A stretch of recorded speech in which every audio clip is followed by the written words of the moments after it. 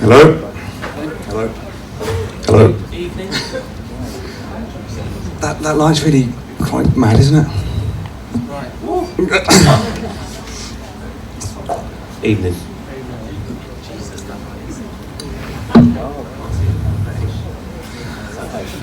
So, thanks again for coming. There's lots of you here, which is really, really great.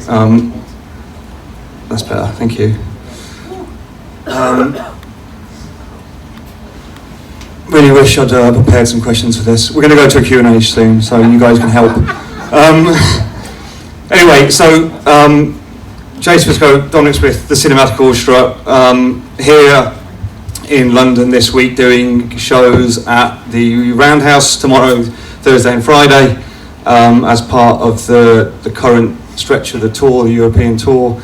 New album was out on last Friday, To Believe, so we'll talk a bit about that. New album, any good?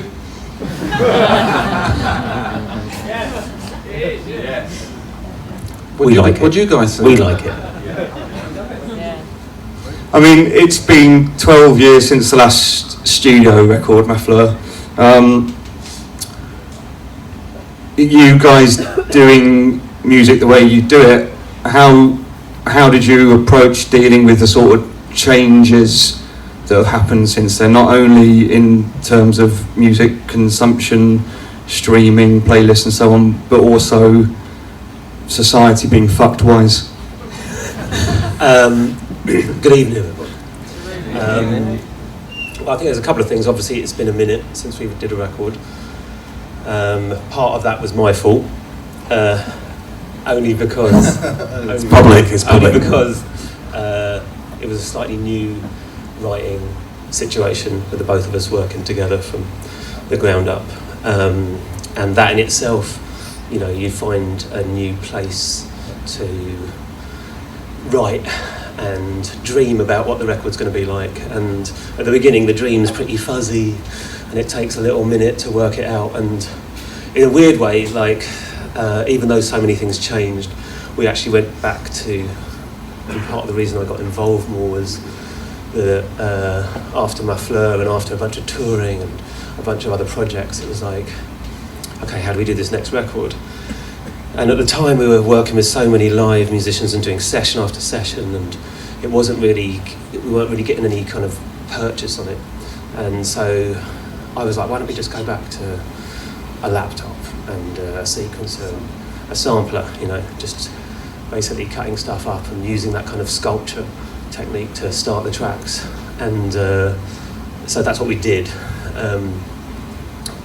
And as a result, kind of found inspiration in everything that Jason had done with himself and other collaborators before, but also definitely inspired by the world around us and our own journeys in music, which had started out in London in the 90s, really, when we met. And we both loved that time because music was so engaging and engaged, and it felt like, you know, it was this respite from the norm. It was a critical voice that you weren't mad thinking there's things wrong, you know. There was always the music there to kind of help you kind of sing your way through it or dance your way through it. Fast forward a few years, and, you know, an underground scene from London had gone worldwide, got super commercial, and you just started to think, is the meaning lost in it a bit, you know? And definitely it felt like that sometimes. So I think we really tried to kind of engage with the kind of feelings that we felt when we were growing up here, and that maybe we weren't seeing so much, and hence the whole To Believe thing, and like just asking people to engage in art in a way that we felt is really rewarding. Good. Got a few threads to pick up on that, which I'll endeavour to do in a way which is logical, but I can't guarantee that will happen.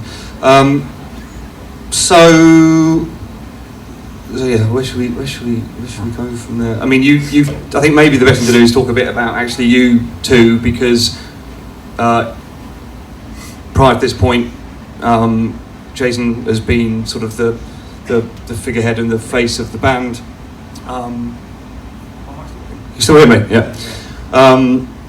Now, Dominic is part of it, but you guys have known each other for 20 years or longer, going back to the time when you met working at Ninja Tune.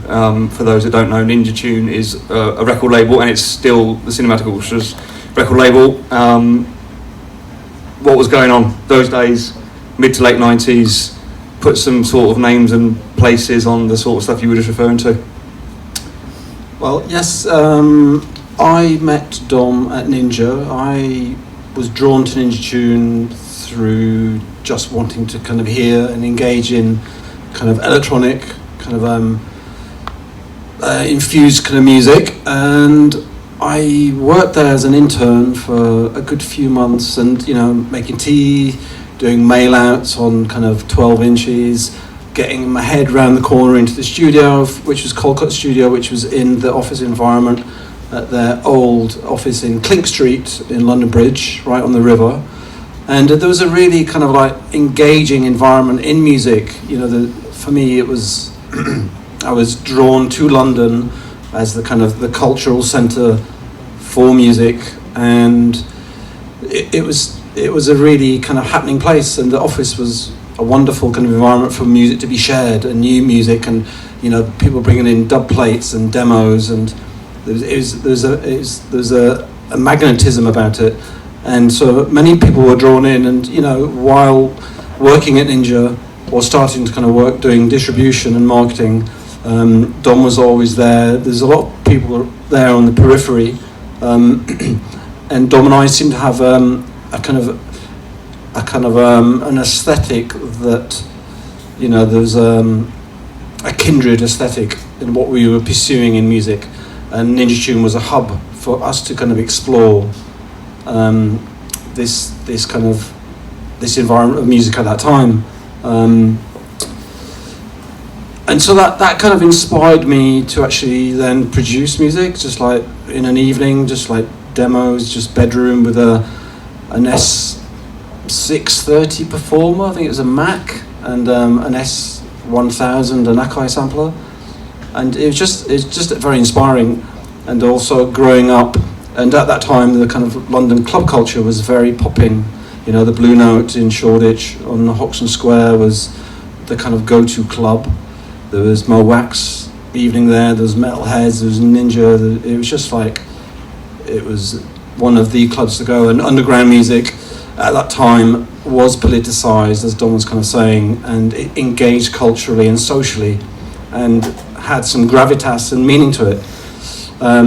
I also DJ'd on a pirate radio station called Heart FM, which was a real buzz. It was illegal, obviously, but when London was not so policed, and it was squats and pirate radio stations, London had a very kind of creatively charged energy, and Ninja Tune was really involved in kind of in that environment as well. So Dom and I met there, and we would both just share kind of music that we were hearing, which was either house music or drum and bass before it started popping, and just experimental music. And it was just a melting pot. It was a wonderful environment. Wicked. I mean, just to step out of that momentarily, so the fact that you guys seem to have stayed true to those, the sort of principles you were just talking about, the things that were characterising your music then, and what you felt about music, art and culture, you've enshrined all that in the new record. That's characterised your work for the duration of it. The fact that you haven't sort of compromised at any of those, junctures in the road where you had the opportunity to, does that reflect an enduring sense of optimism, I suppose, about, the things I mentioned earlier, music, and in a wider sense, what's happening in the world? Go on then. I think absolutely. It's like, the idea of compromising is, it's kind of a weird thing, because you think, we're forced to kind of compromise what we do to be to do something which would be successful, you know, in our minds or anyone else's. But ultimately, it's like you're still chasing that original thing, which was, you know, the hunger and the honesty which made the first record you ever made. You know, it's not about trying to be what other people necessarily see you as, although we definitely, I always see art as existing in between a creation and the audience. It's like, that's where it happens. It's like, we're in control of so much, and then the audience takes it on and goes, oh, this is what it means to me, and that you can't deny that, you know. But I think, you know, there's so much strength in remembering, like so many people that I know, musicians, are like, remember the time you wrote your first track. That's just be there every time you write a track. Doesn't matter how successful you get or how involved you get with the idea of what people want you to do or whatever. It's like, if you can do that same thing when you didn't give a fuck and no one knew you, then you'll be in a good place. And how difficult is it to stay sort of what's the word I'm looking for? I suppose to stay sort of objective about your relationship to the time you just mentioned, 20 years previous, when, you know, of course everybody feels like their experience at that stage in their life was the most vivid, the most vibrant, the most meaningful. I mean, how do you sort of wrestle with that concept that basically it was no different from whatever anyone else was experiencing? It was just that time and that place. Like, how do you know that's not happening now? Is that something to wrestle with, or is that just a shit question? No, I mean, I think it's everyone does it. You know, it's like, when I was young, it was fucking awesome. Yeah. Kids don't know. And I think you've always got to take it with a pinch of salt, your own opinion. You know, whatever you think, you've got to be like, yeah, I think that because I'm me. But at the same time, without being down about it, there weren't any cameras. You know, there were loads of squats. You know, it was a different vibe in London a while back, and there's nothing depressed. It's not like, oh shit, you lot missed out. It's like just remembering the things which have been lost really quickly is important, because it's like, actually, maybe we don't need to lose those things. You know, maybe we should question that a bit more than we do. Question ourselves and the world around us. You know. I mean, given the way.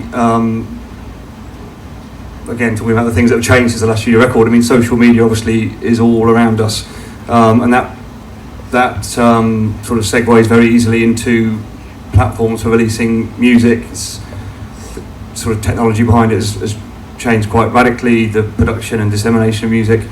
I mean, and I think that opens certain, obviously provides certain pitfalls for younger artists to fall into these days, because, you know, you make something, you release it, it's there, it's quite hard to get it back again. When you look back on 20 years of music, I mean, how do you feel? I mean, you probably don't have any of that. You're like, yep, I totally stand behind that still. 2002, totally stand behind every day. I mean, what's your abiding view of like the decisions you've made to this point? Definitely. Longevity in music is really key to just to kind of be very conscious of fleeting trends. You know, there are really great kind of moments in music that do come and go, but it's to kind of capture some of the concepts in there, kind of fold them back into a kind of maybe a new kind of idea, a new kind of like sonic palette that's happening in the kind of production world, which is so linked to the technological world too. I think time moves too quick. I think social media has really exponentially made that very vivid that that's actually happening. And obviously the title is To Believe is a kind of question, and it's just kind of slow things down a little bit, and to actually, you know, to make music which is not, you know, the formatting for the social media structure is a little bit kind of bound. It's, you know, we actually want to kind of just break away and not be conformed to that. I think it's important, and the long form listen is really key for us, and it always has been. I don't think those things, it's like academics are good to kind of question and to break rules, but I think it should not make the true essence in the art kind of like dissipate, because I think that's really key to hold on to. And integrity is, the world can, as it is moving so quick, but to jump on that train is not necessarily the answer to whatever it is you're looking for. But it seems like there is a kind of a growing kind of desire in the youth to having the hunger for success. And it's like, actually, is that really what you want to do? Which is, I think it's a very key thing. The kind of dopamine that's kind of like with the one click. It's kind of, I think we just have to be very cautious now, because I think a lot of the kind of the real architecture in art, and you build strong foundations and they will last. That's kind of as a metaphor for music, for lots of kind of like creative kind of like output. I mean, it must be very gratifying putting the record out, seeing the reaction, seeing that there's such an appetite out there for the sorts of things you're talking about and the way you approach it. I mean, were you on the sort of eve of the release? Were you worried about that, or did you just not really care because actually what you just set out is the most important thing? It doesn't really matter. Of course it matters, obviously it's really key to kind of engage with the fan base and the public, and to be conscious of how it sits into a kind of like to a big pond of kind of other ideas. But for both of us, it's a constant. It's never like you get to a moment in time and it's, the new record is a document of the last few years of work, and obviously we have a whole lot of other material ready to kind of like go back into the studio and to produce and to finish.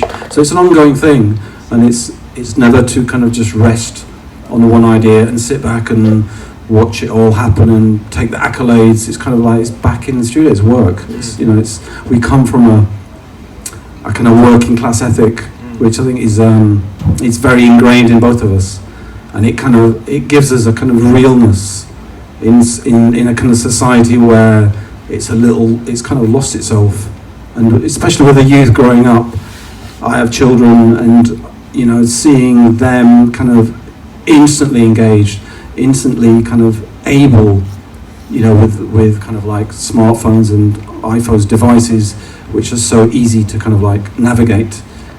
Those things, kind of scare me a little bit, but the kind of a work ethic and an engagement is kind of, that's kind of the roots of kind of like, and it's a kind of an anchor, it's a focus.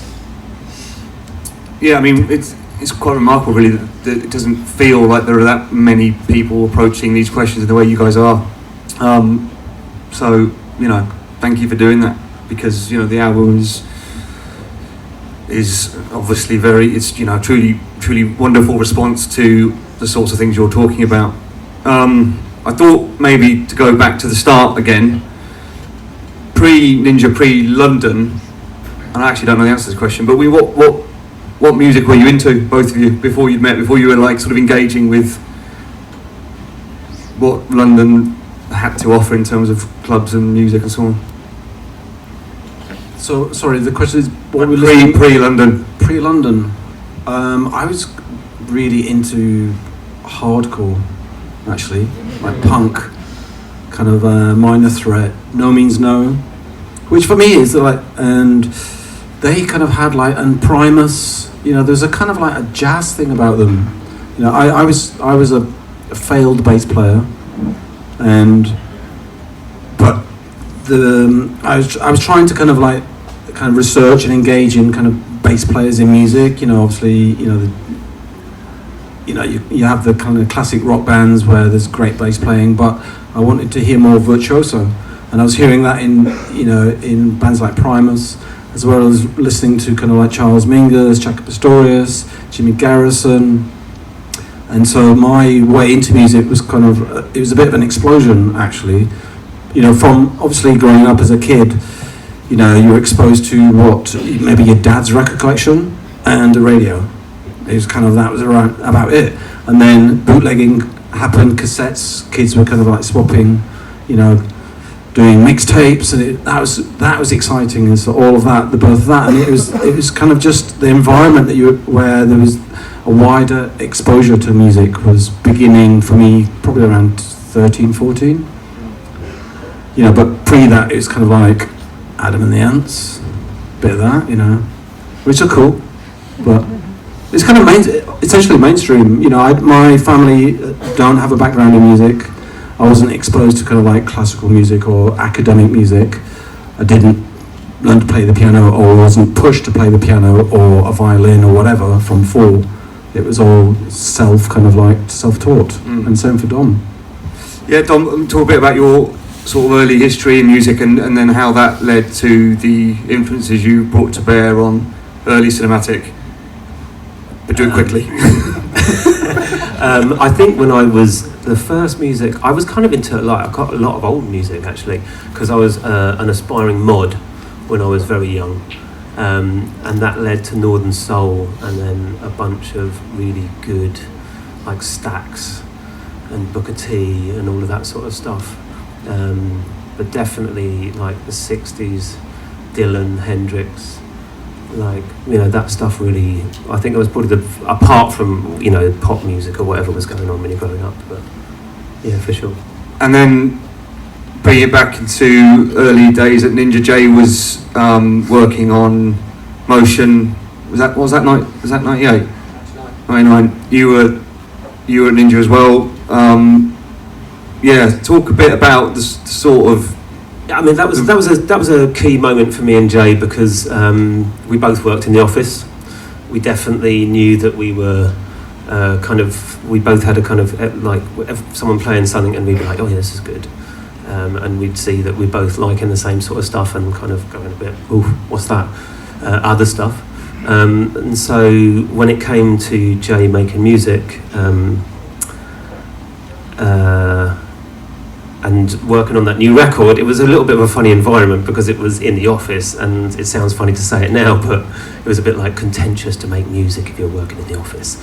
So it's like, what are you trying to do? You're trying to make music and not work here?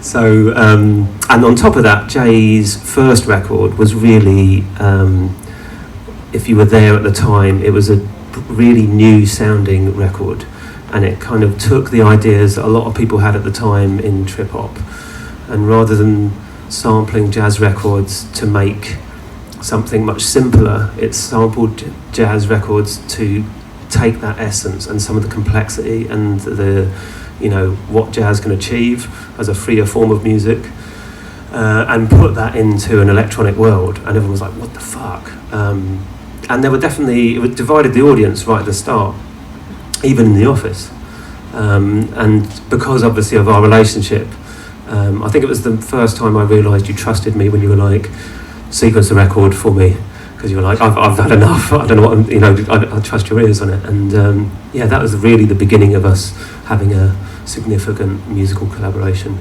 at that point. So. And then it was relatively swiftly on to Everyday, which was another sort of huge leap in several directions.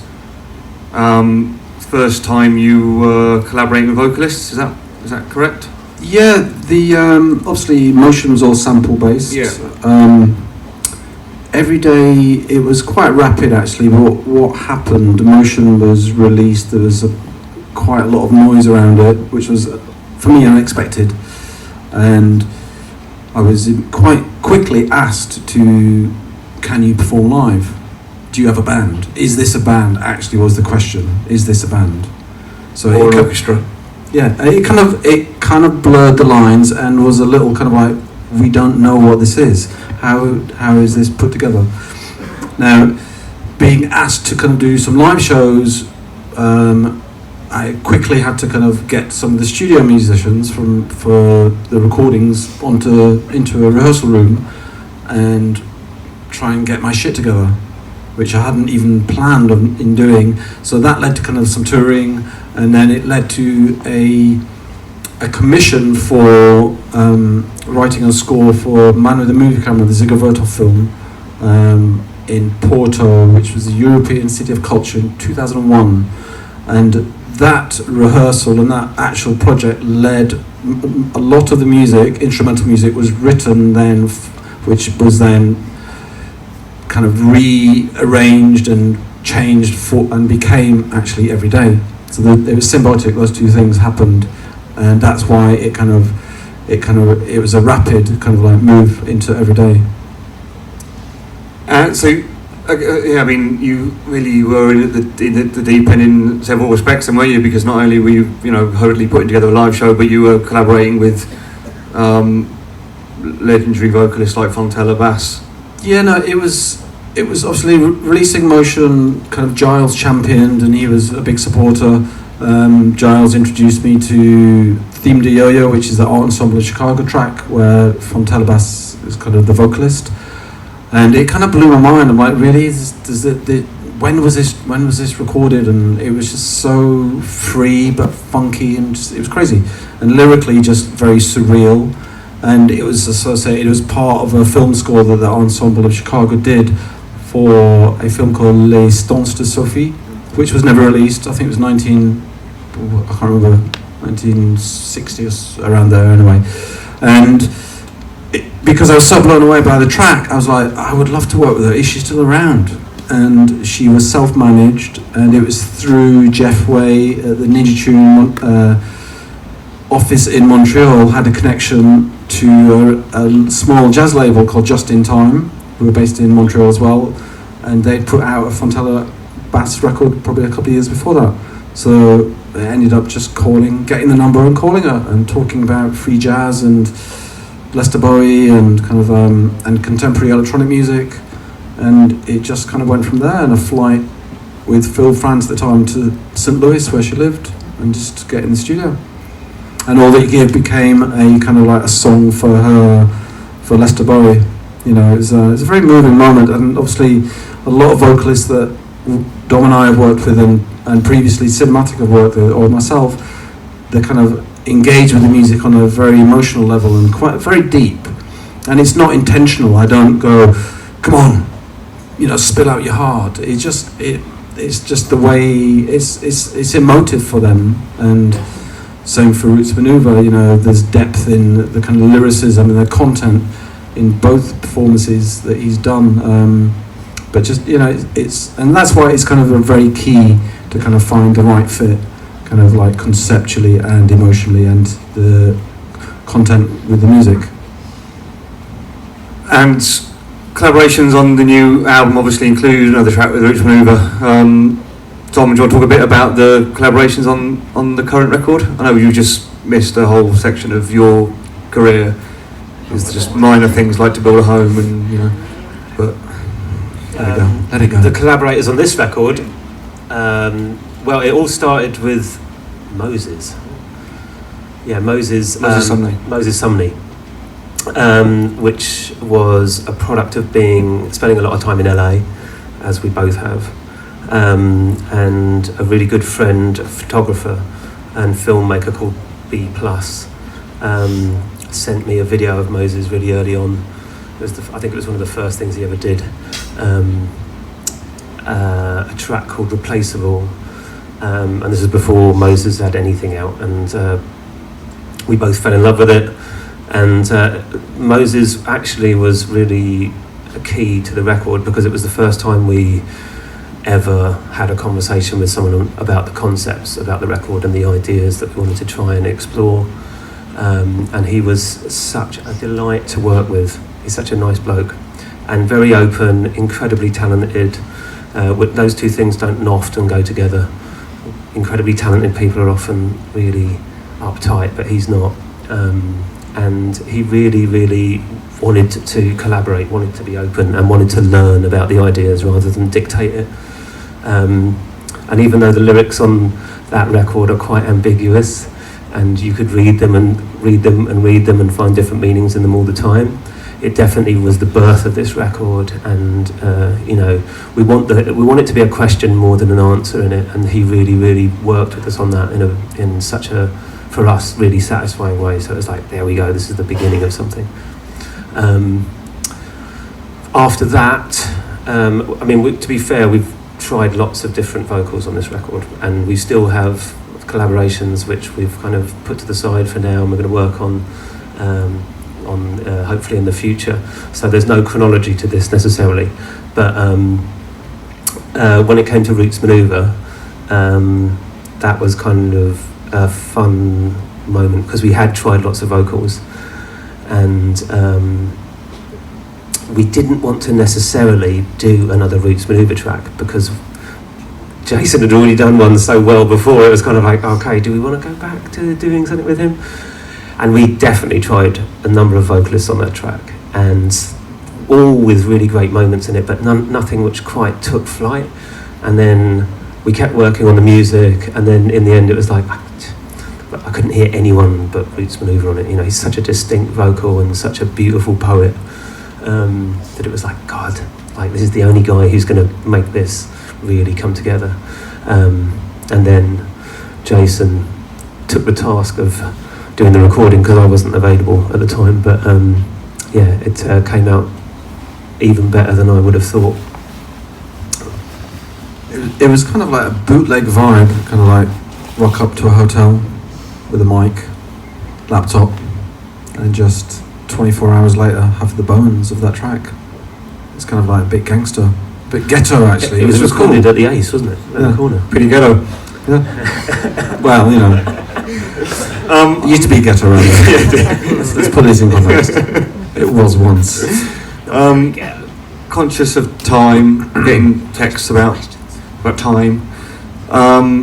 Yeah, so I mean, we've sort of just, you know, tip of the iceberg stuff really, but we better do some questions from you, the audience, if there are any, or we can continue this uncoordinated ramble.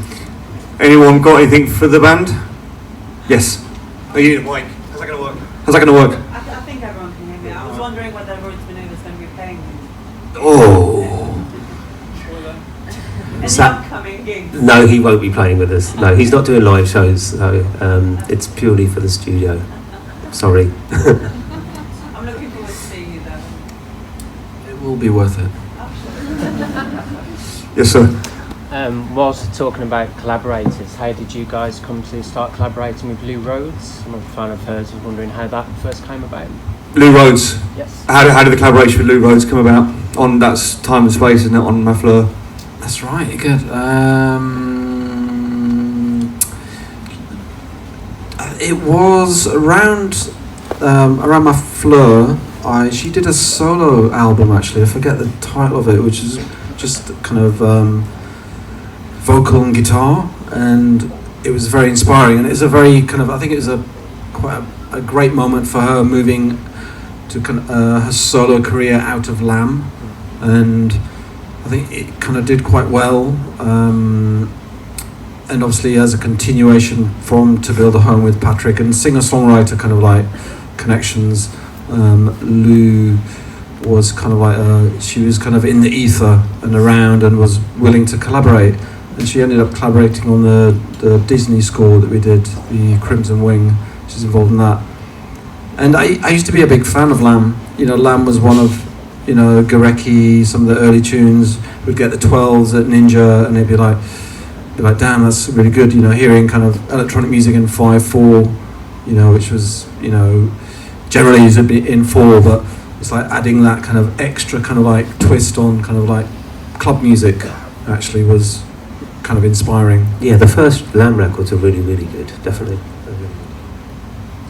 Andy Barlow. Yeah. Cool. Any more questions? Yes, sir.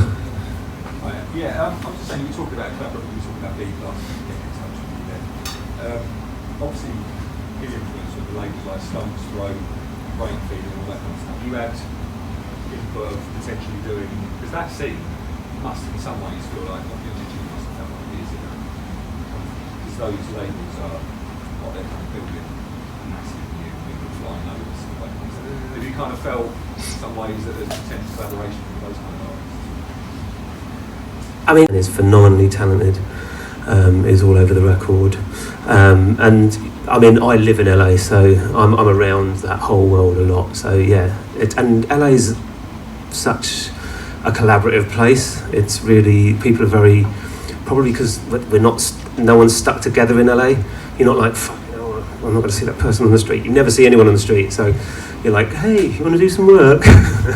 So everyone, it's a really, really open and inspiring place. Yeah, and Brain Food and all that stuff is definitely stuff which we love and we're around, you know. Any more? Yes. So my favourite album on the track's No Promise. I'd love to know like how you saw that album and how it's The track, I promise. Yeah, that's pretty. How long you Yeah, got? It's kind of been sitting around for a couple of years. It was kind of like it was originally vocaled by a Australian singer called Serene Favero, and it, you know, through working on this record, it was kind of shelved a little bit, and then was just it was the last track we finished. Actually, we actually finished producing it in the mix in New York with Tom Elmhurst. It was the last piece of the puzzle. But we had Heidi Vogel, who's the vocalist for Cinematics. She's been touring with the band for a long time, to re-vocal it, and Dom and I worked with Heidi to kind of write some more lyrics and more melodies and develop the tune, and it just naturally evolved into this kind of like, it ended up being 13 and a half minutes, which we had to kind of chop down just by, I don't know, a couple of minutes, but it just kind of evolved. It was like, again, it's kind of like we knew there was something in there, something really worth exploring, but when we were chipping away at it, at times we had to kind of put it aside because we didn't quite have the whole grasp of it. But it's we perform it live now, which is it's a monster. Actually, it's great. It's great fun. It's kind of funny because it really was one of the first tracks which we wrote together, and it was a very different arrangement, and it had like programmed beats and all this sort of stuff, and like Jay said, a different vocalist, and we definitely loved it, and we knew that it was good, but then it was, you know, it was just like, oh, let's leave that for the side and get on with some more tracks, but literally it got left for more than a year before we came back to it. And it was the last piece we finished.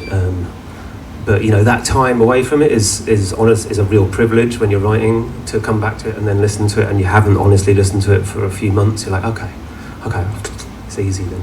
So, but it was, yeah, a lot of fun. Any more? Over there in the glasses. Yeah, so David how do Dimbleby. you describe the music that you play? Because when people ask me, I've got a fucking clue. How do you describe the sound? That was perfect.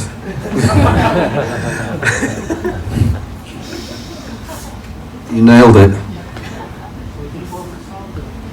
Sorry, the question, how do we describe... How do you describe the style of the genre of music? Do you have a genre of your own? There isn't. I disagree with genre. We disagree with genre. I don't... Why do you... Genres are cool, but they're mostly there to sell you records, or like just make it easy for you to know where you are in a store. And this is a great store, and there's loads of good genres in it. So go and look at all of them. But you know, there's so much music which doesn't sit easily in one, and so you're like, the best way to describe it would be include 5, you know, and then you're like, well, what are you saying? It's all of these genres. So it kind of, you can see the weakness in itself. It's fun to say, I don't know how to describe it, just come along and see. Yeah. Thank you. Yes, at the back. I'm really lucky. I saw your Ronnie Scott's, I think it was on Motion. Oh, wow. And then the album Hall and the Big Show. I was wondering, those are really different spaces. What's your favourite kind of space to play? Favourite space to play? There isn't. I could not give you a favourite. They're all unique, actually. And that's the wonderful thing about being able to actually perform. You know, Ronnie Scott's historically was a wonderful moment to you know, to kind of be asked to kind of perform in that kind of like historical environment. Same with the Royal Albert Hall and the Big Chill. You know, and it's a constantly, you know, we constantly get asked to, you know, performed at the Sydney Opera House, and you know, even way back there was a church on Hackney Road, which was one of the first shows we did, is as memorable for different reasons. But it was, they all, just to answer it really, they're all as important. I think, every show is important and to engage, and every audience is different. And I think because the music has that kind of openness to change lengths of sections, to allow more improvisation, you have to kind of not accommodate, but you have to kind of interact with the space and with the crowd. But there were good ones, definitely. Maybe one last question, if anyone's got a good one. Yes, sir, in the middle. Do you get many requests to do movie soundtracks, and have you turned down any interesting ones? Requests to do film scores, and have you declined any? Never get offered. It's weird, isn't it? I assumed you get loads. Not that much. Not that much. It's a myth. But honestly, movie soundtracks are hard work. Really hard work. I mean, it's one thing to make music. I mean, it's hard enough making music when you're collaborating with someone and you're trying to align the dream and say, what are we dreaming of? How are we going to achieve that dream? When you work for a film, you're working for somebody else's dream. Yes. And it's not that I don't want to do that, but if that dream, often films are a little bit more commercially minded than music, because there's a lot more heads on blocks, a lot more people scared they're going to lose their jobs, and so it can be a very uptight environment. So it's you've got to really want to do it. If anyone's out there being offered a soundtrack, just take a minute before you say yeah. All right. Thank you very much, everybody. Thank you, Rob. Thank you, Jason and Dom. Thank you, Aidan. Thanks, Abe.